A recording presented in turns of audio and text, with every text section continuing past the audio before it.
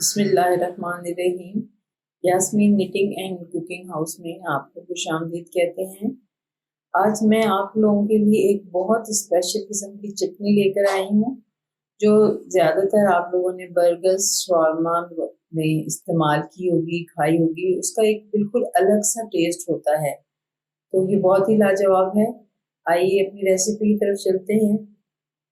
3 عدد لہسن کے جوے لے لیں، 1 انچ ادرک کا ٹکڑا لے لیں آپ، 1 گڈھی دھنیا اچھی طرح سے دھو لیں اور اس کو باریک باریک کاٹ لیں، اور اس کے ساتھ ہی 1 گڈھی پودینے کی بھی لے لیں، اس کو بھی اچھی طرح سے دھو لیں اور وہ جار میں ڈال دیں۔ ہری مرچیں یہ میرے پاس جو ہیں یہ کچھ تیکھی ہیں زیادہ، تو میں یہ تھوڑی سی ڈال رہی ہوں، 3-4۔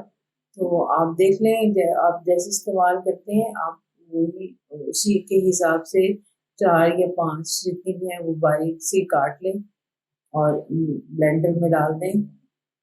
اس کا ذائقہ بہت، آپ لوگوں نے بہت سی گرین چٹنیز بنائی ہوں گی، لیکن اس کا ذائقہ ان سب سے بہت مختلف ہے۔ ابھی ساتھ ہی میں نے 30 گرام املی کا پلپ لیا ہے، یہ بھی آپ بلینڈر میں ڈال دیں۔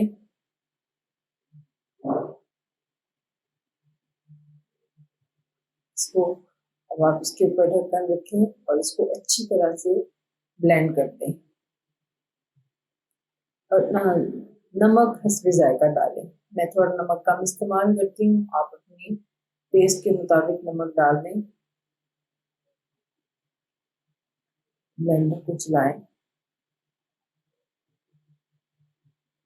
آہستہ آہستہ 2-3 دفعہ آپ اس کو چلائیں، کیونکہ بعض اوقات بلینڈ میں بہت زیادہ چیزیں کوانٹٹی میں ہو تو وہ اچھی طرح سے بلینڈ نہیں ہوتی۔ آپ نے یہ سب 2 دفعہ 2 بیچ میں بھی کر سکتے ہیں، آپ 1 بیچ میں بھی کر سکتے ہیں۔ بس چٹنی کی جو تھکنس ہے وہ اتنی ہی رکھنی ہے جتنی میں نے بھی آپ کو دکھائی ہے۔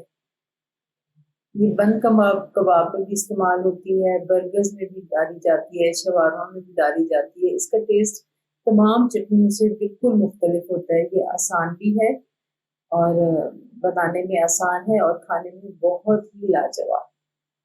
یقیناً آپ کو میری یہ ریسیپی پسند آئی ہوگی۔ اگر ریسیپی پسند آئی ہے تو میرے چینل کو سبسکرائب کر دیں، لائک کریں، شیئر کر دیں اور بیل آئیکن کو بھی پریس کر دیں۔ ہمارے ساتھ جڑے رہنے کا بہت شکریہ۔ اللہ حافظ۔